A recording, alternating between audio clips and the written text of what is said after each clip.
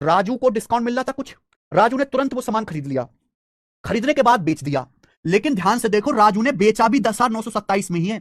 दिमाग की घंटी बजी, जितना मार्क प्राइस है सेम उतने ही दाम पर राजू ने खरीद के वापस बेच दिया। राजू को कितना प्रॉफिट हुआ? 11.5%। 11.5 का मतलब होता है 23/2 है भैया, यानी कि 23/200। राजू को 23/200 का प्रॉफिट हुआ मेरे भाई। अब ध्यान से सुनिएगा बच्चों, परसेंटेज का मतलब 1/100। देखो बच्चों, मान लीजिए एक वस्तु का कुछ ना कुछ मार्क प्राइस है, एक वस्तु का कुछ ना कुछ मार्क प्राइस है।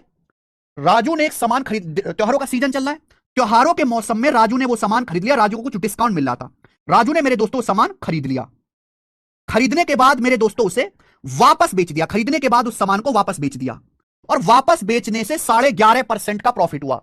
लॉजिक यह है कि जितना वस्तु का मार्क प्राइस है सेम उतने ही दाम पर राजू ने वापस बेचा है। राजू को बेचने से प्रॉफिट कितने का हुआ? 23/200 का राजू को प्रॉफिट हुआ, 23/200 का। यानी कि अगर राजू ने 200 में खरीदा है, 200 में, अगर राजू ने 200 में खरीदा है तो बेचा कितने में? 200 पे 23 का प्रॉफिट, और राजू ने 223 में बेचा है, 223 में। इसकी कोई जरूरत नहीं है 10,927 की, आपको कंफ्यूज करने के लिए दिया है केवल। भैया क्या आपको मेरी बात समझ में आ रही है? लॉजिक से सुनिएगा मेरे भाई, लॉजिक से। भाई एक वस्तु का कुछ ना कुछ मार्क प्राइस है, फेस्टिवल सीजन में सेल चल रही है, राजू ने वो सामान खरीद लिया, रिड्यूस प्राइस पे कुछ डिस्काउंट मिल रहा था राजू को, खरीदने के बाद उस सामान को वापस बेच दिया, और बेचने से कितना प्रॉफिट हुआ? 11.5%। 11.5% की फ्रैक्शन 23/200। लॉजिक ये है कि जितना वस्तु का मार्क प्राइस है 10,927, वापस उतने में ही बेचा है, सेम प्राइस में बेचा है, सेम। तो अगर राजू को 23/200 का प्रॉफिट हो, अगर राजू ने 200 में खरीदा तो बेचा कितने पे? 200 पे 23 का प्रॉफिट होगा, 223 में राजू ने बेचा है, राजू को 23 का प्रॉफिट हुआ है मेरे प्यारे भी। बोलो बात सही है? तो राजू एमआरपी भी कितना होगा? 223 ही होगा ना, 223। अगर बेचा 223 में है तो वस्तु का मार्क प्राइस भी 223 ही होगा। बोला है बताइए कितने परसेंट की छूट दी गई थी? तो भैया मार्क प्राइस है 223, राजू ने 200 में खरीदा तो राजू को कितने की छूट दी गई थी? 23 की। कितने के मार्क प्राइस पर? 223 के मार्क प्राइस पर। डिस्काउंट मार्क प्राइस पे दिया था, परसेंटेज में कितना? इंटू 100%। परसेंटेज में कितना? गुणा 100%। ये डिस्काउंट आएगा। तो 223 एकम 223, कितना बच गया भाई? 2300 है ना, 7 बच गया, जीरो लगा के दशमलव बढ़ा लेंगे, 700। 223 दिया जाएगा मेरे भाई यहां पे, यानी कि 10.3 के आसपास आएगा। तो 10.3% डिस्काउंट राजू को दिया गया था, अप्रोक्स 10.3%, पहला ऑप्शन। गजब का सवाल है ये, है बच्चों गजब की ट्रिक। यानी कि अगर आप इसके चक्कर में पड़ जाते, इसकी कैलकुलेशन करने लगते, तो आप बर्बाद हो जाते। इसको ध्यान ही नहीं देना है कि आपको परसेंटेज ही पूछा, परसेंटेज ही पूछा है तो रेशियो से सवाल करेंगे। ठीक है, गजब का क्वेश्चन है, समझ में भी आया होगा, मजा भी आया होगा। आगे चलते हैं, अगला सवाल बच्चों, अगला सवाल है सवाल नंबर 49, 49।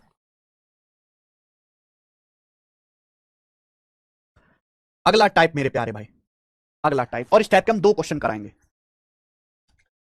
शुक्ला जी रिपीट करके देखिएगा आप, गौर से सुनिएगा। हाँ, ये कंफ्यूज करने के लिए दिया अक्षय देव, कंफ्यूज करने के लिए, बस ये बताने के लिए कि भैया जितना मार्क प्राइस है वापस उतने में ही बेचा है। ठीक है, फिर से रिपीट करके देखिएगा, अच्छा सवाल है।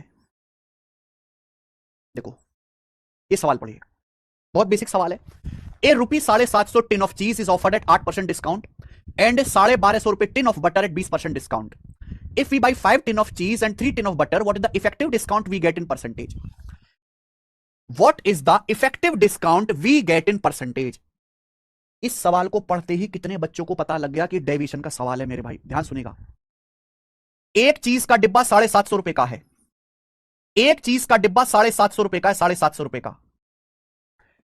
एक बटर का डब्बा जो है, एक बटर का अगर आप डब्बा लेते हो, बटर का टिन खरीदते हो बटर का, तो 1250 रुपए का, 1250 रुपए का।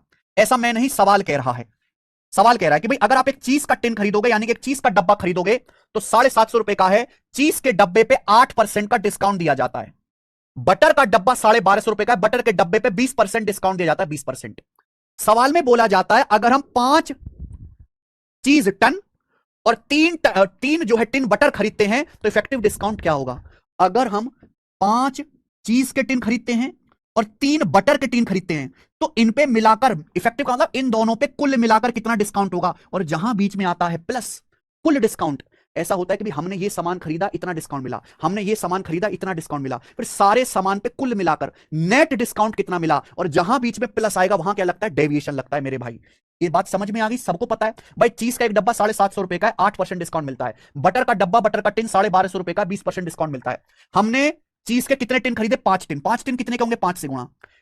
एक बटर का टिन 1250 रुपए का, 3 बटर के टिन कितने के होंगे? 3 से गुणा। ये आ गया। सारे सामान पे कितना डिस्काउंट मिलेगा प्लस डेविएशन लगाना है मेरे भाई। इसके लिए एग्जैक्ट वैल्यू नीचे आप रेशियो ले लो बच्चों, रेशियो।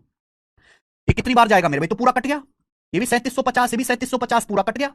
3750 पूरा कट गया, यानी कि 1:1। तो आप जो चीज और बटर खरीद रहे हो, आप जो चीज और बटर खरीदने में पैसा खर्च कर रहे हो 1:1 के रेशियो में, चीज और बटर खरीदने में जो पैसा खर्च किया 1:1 के रेशियो में, तो जो आपको नेट डिस्काउंट मिलेगा, जो आपको बच्चों नेट डिस्काउंट मिलेगा वो कितना होगा, जल्दी से जवाब दीजिए फटाफट फटाफट।